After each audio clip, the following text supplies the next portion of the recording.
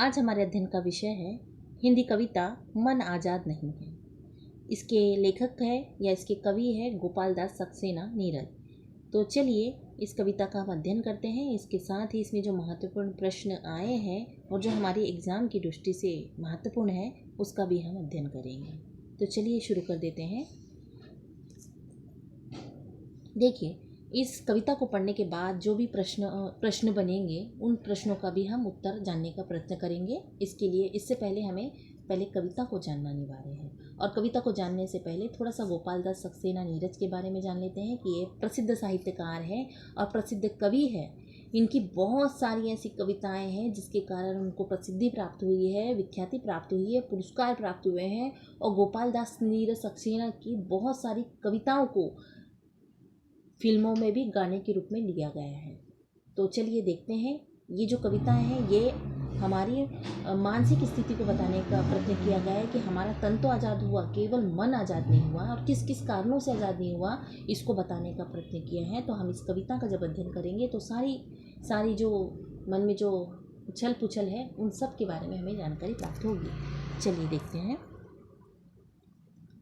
तन तो स्वतंत्र, देखो, तन तो आज स्वतंत्र हमारा लेकिन मन आज़ाद नहीं है। सचमुच आज काट दी है हमने जंजीरें स्वदेश की तन के। बदल दिया इतिहास, बदल दी चाल समय की, चाल पवन की। देखिए ये 4 पंक्तियों का अर्थ देख लेते हैं। कवि कहता है कि आज हमारा तन स्वतंत्र है लेकिन हमारा मन आज़ाद नहीं है। कवि के कहने का तात्पर्य यह है कि हमारा देश स्वतंत्र हो गया लेकिन देशवासियों को निर्भीकता पूर्वक विचार व्यक्त करने की आज़ादी नहीं है। सचमुच हमने आज न केवल इतिहास बदल दिया है बल्कि साथ ही समय और पवन की गति को भी बदल दिया है। यानी हमारा तन तो आज़ाद हो गया है पर मन आज़ाद नहीं हुआ। हमने इतना सब कुछ तो किया है पर हमें तब भी मन आज़ाद नहीं है हमारा। देख रखा है राम राज का स्वप्न आज साकेत हमारा। खूनी कफन ओढ़ लेती है लाश मगर दशरथ के प्रण की। देखिए क्या बोलना चाहते कवि कि आज हमारा देश राम राज का स्वप्न देख रहा है लेकिन दशरथ के प्रण की लाश ने खूनी चादर ओढ़ ली है। दशरथ, पता है ना आपको कि राम जी को वनवास भेजने में किसका काम था? दशरथ उनके पिता का नाम था। अब उनने प्रण लिया था तो प्रण को निभाने के लिए उन्होंने अपना वचन पूरा किया। तो इसी को यहाँ पे दर्शाया गया है कि कवि कहता है कि आज हमारा देश राम राज का स्वप्न देख रहा है लेकिन दशरथ के प्रण की लाश ने खूनी चादर ओढ़ ली है। क्योंकि दशरथ मजबूर हो जाते हैं वहाँ पर कि सोचते हैं, सारे जो नगरवासी सोचते हैं कि अब राम का राज्य आएगा और खुशी सुख समृद्धि हमारे राज्य में आएगी। तभी क्या होता है कि दशरथ जो कि एक प्रण ले लेते हैं। प्रण क्या लेते हैं? वो अपना वादा पूरा करने के चक्कर में राम जी को 14 साल का वनवास दे देते हैं। उसी प्रकार से यहाँ पे भी बताया है कि जो हमारा देश है वो क्या है, राम राज का स्वप्न देख रहा है पर दशरथ के प्रण की लाश ने खूनी चादर ओढ़ ली है। दशरथ यानी कुछ ऐसे नेता जिसके वचन के कारण हमारा देश ने खूनी चादर ओढ़ ली है। यानी कुछ ऐसा काम हो रहा है जो नहीं होना चाहिए। मानव आज दास्ता के बंधन से आज़ाद तो हो गया है लेकिन धर्म ग्रंथों से ईश्वर का जीवन आज़ाद नहीं हुआ है। इसका अभिप्राय है कि यहाँ पे विभिन्न धर्मावली के अलग अलग दृष्टिकोण के कारण धर्म भी सक्रीर्ण बंधों में जकड़ा हुआ प्रतीत होता है। इस प्रकार हमारा शरीर अवश्य आज़ाद तो हो गया है, स्वतंत्र तो हो गया है लेकिन हमारा मन आज़ाद नहीं हुआ है। क्यों? क्योंकि हमारे देश में जाति संप्रदाय वर्ग को लेकर आज भी भेदभाव किया जाता है और जाति संप्रदाय को आधार बनाकर ही क्या करते हैं, हमारे देश का विभाजन हो रहा है। हमारे देश में फूट डालकर दंगे फसाद किया जा रहा है, ये बताने का प्रयत्न कर रहे हैं। क्योंकि हमारा मन तो आज़ाद हुआ पर अभी भी हमारे मन में जाति संप्रदाय को लेकर भेदभाव की भावना हमारे मन में है। हम उसकी दास्ता से अभी तक मुक्त नहीं हुए हैं। मन तो हो गया आज आज़ाद दास्ता बंधन से, पर मजहब के पोतों से ईश्वर का जीवन आज़ाद नहीं। तन तो आज स्वतंत्र हमारा लेकिन मन आज़ाद नहीं है। देखिए हमारा देश तो आज़ाद हो गया, हम तो आज़ाद हो गए, परंतु जो मज़हब के नाम से हिंदू, मुस्लिम, सिख, ईसाई जितने भी हैं, उससे हमारा जो जीवन है, जो हमारा विचारधारा है, वो परिवर्तित नहीं हुआ है, ये बताने का प्रयत्न कर रहे हैं। हम शोणित से सींच देश के पतझड़ में बाहर ले आए, खाद बना अपने तन की, हमने नवयुवक के फूल खिलाए। डाल डाल में हमने ही तो अपनी बाहों का बल डाला, पात पात पर हमने ही तो श्रम जल के मोती बिखराए। कैद कफत कैद कफस सैयद सभी से, बुलबुल आज स्वतंत्र हमारी, ऋतुओं के बंधन से, लेकिन अभी चमन आजाद नहीं, तन तो आज स्वतंत्र हमारा, लेकिन मन आजाद नहीं। देखिए, एक एक पंक्ति का अर्थ देख लेते हैं। कवि कहता है कि अपने खून से सींचकर अपने देश के पतझड़ में बाहर लाए। कवि कहते हैं कि हमने अपने खून से सींचकर अपने देश के पतझड़ में बाहर लाए, और हमने अपने शरीर का खाद से नवयुवक के फूल खिलाए। हम शोणित से सींच देश के पतझड़ में बाहर ले आए, खाद बना अपने तन की, अपने नवयुवक के फूल खिलाए। ठीक है। साथ ही प्रत्येक डाल में हमने अपने ही बाहों का बल डाला है, और हमने प्रत्येक पत्तों पर अपनी मेहनत से उन उत्पन्न पसीने रूपी मोती बिखराए हैं। कवि के कहने का तात्पर्य यह है कि हमने स्वतंत्र भारत के नवनिर्माण और उसके विकास के लिए अत्यधिक परिश्रम किया है। कवि कहना चाहते हैं कि हमारी स्वतंत्रता रूपी बुलबुल बहरिए के जाल से मुक्त हो गई है, लेकिन हमारा चमन ऋतु के बंधन में आजाद नहीं हुआ है। इस प्रकार आज हमारा शरीर तो स्वतंत्र है, लेकिन मन आजाद नहीं है। फिर तीसरी पंक्ति में क्या कह रहे हैं? कैद कफत सैयद सभी से, बुलबुल आज स्वतंत्र हमारी, ऋतुओं के बंधन से, लेकिन अभी चमन आजाद नहीं है। तन तो स्वतंत्र हमारा, लेकिन मन आजाद नहीं है। तो कवि क्या कहते हैं कि हमने क्या किया है, बताया है, क्या बताया है? कैद कफत सैयद सभी से, बुलबुल स्वतंत्र आज हमारी। हम हर तरह के जो भी है ना, जितने भी शासक थे, उनसे हमारा मन, हम तो मन नहीं, हमारा तन आज़ाद हो गया। इतनी सारी गुलामी की जंजीरों से हमने बंधन से मुक्त हो गए, परंतु जो हमारा मन है वो अभी आज़ाद नहीं है, ऐसा लेखक बताना चाहते हैं। हमारा तन आज़ाद हो गया, लेकिन मन आज़ाद नहीं हुआ है। इसका मतलब हमारी विचारधाराओं में परिवर्तन नहीं हुआ है। अभी भी हमारी विचारधारा जो है संकुचित विचारधारा है। यद्यपि कर निर्माण रहे हम एक नई नगरी तारों में सीमित, किंतु हमारी पूजा मंदिर मस्जिद गुरुद्वारे में।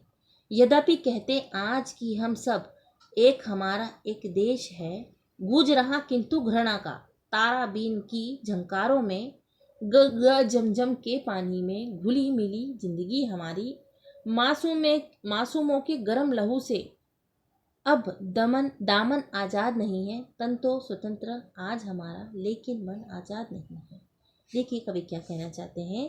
कवि कहता है कि हम तारों में एक नई नगरी का निर्माण कर रहे हैं, किंतु हमारी पूजा मंदिर मस्जिद गुरुद्वारा तक ही सीमित रह गई है।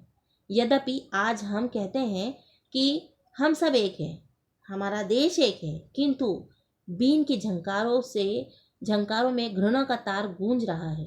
कवि के कहने का तात्पर्य यह है कि सांप्रदायिक सद्भावना का अभाव है, साथ ही द्वेष की भावना भड़कते ही हम सब आपस में लड़ते झगड़ते हैं। देखिए, आज़ादी तो मिल गई है, सारे बोलते हैं कि हम हिंदू मुस्लिम एक है, किंतु जरा भी सांप्रदायिक दंगा कुछ होता है तो हम अपनी जाति का समर्थन करने लगते हैं, और हम में भी सांप्रदायिकता का भावना आ जाती है और हम भड़कने लगते हैं। कवि कहते हैं कि हमारी जिंदगी गंगा यमुना के जल में घुली मिली है। इस सब के बावजूद मासूमों के गर्म लहू से हमारे देश का दामन आज़ाद नहीं है। देखिए, हमारी जो संस्कृति है वो गंगा जमुना के समान घुली मिली है, पर भी पता नहीं क्यों जरा सी भी कोई भड़का देता है तो हम क्या हो जाता है, हमारा जो लहू है वो खोलने लगता है, और हम ऐसा कुछ कर जाते हैं जो समाज के लिए, राष्ट्र के लिए हितकर नहीं होता है। कवि के कहने का अभिप्राय है कि हमारे देश में सांप्रदायिकता दंगों में अनेक मासूमों और बेगुनाह मारे जाते हैं। इस प्रकार हमारी शरीर तो स्वतंत्र हो गया, लेकिन हमारा जो मन है वो आज भी आज़ाद नहीं हुआ है। वो आज भी जाति धर्म संप्रदाय के नाम पर जुड़ा हुआ है।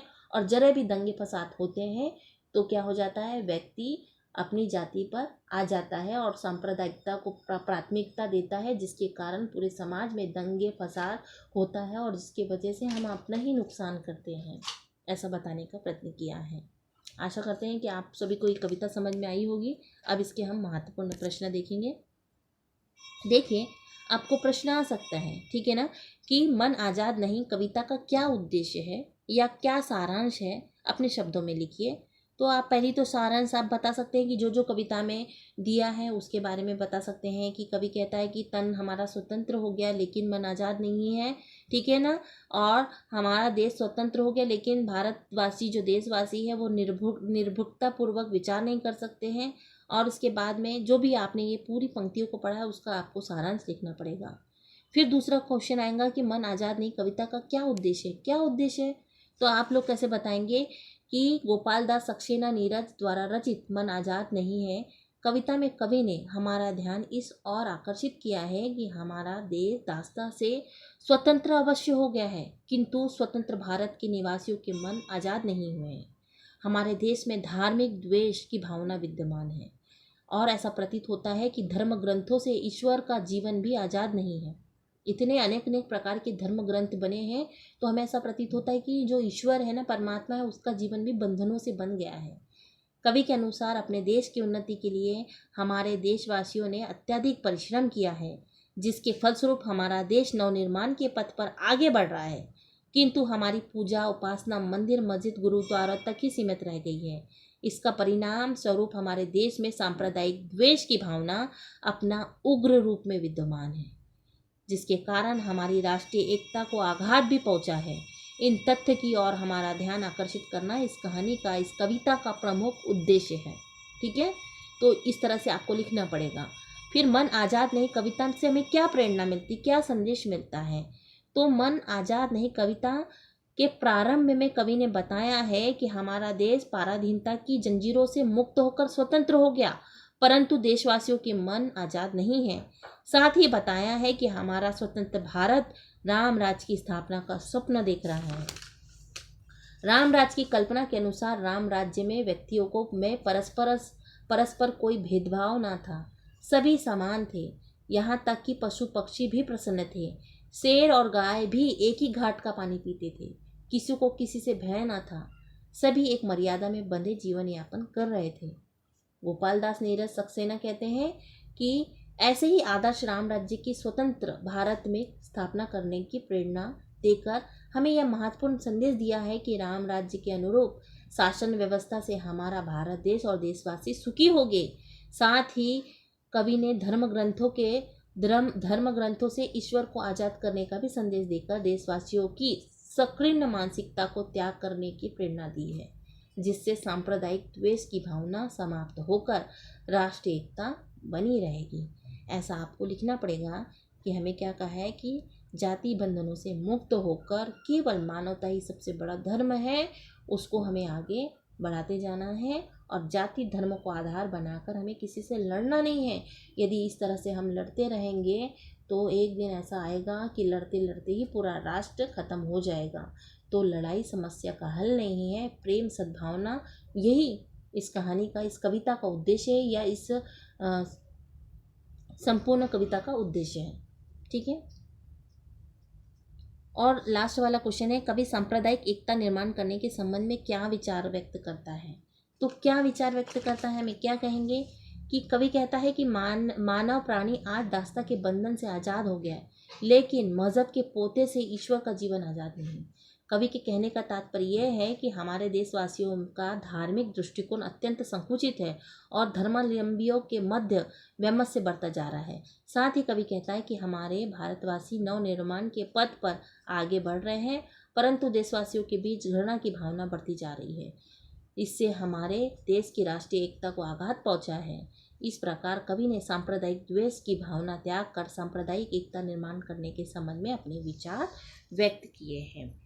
तो इस कविता में जो महत्वपूर्ण प्रश्न आ सकते हैं परीक्षा की दृष्टिकोण से वो हमने डाल दिया है, आपको समझा दिया है। आशा करते हैं कि आप सभी को समझ में आया होगा, और यदि समझ में आया होगा तो आप लाइक एंड सब्सक्राइब करिए। ठीक है, धन्यवाद।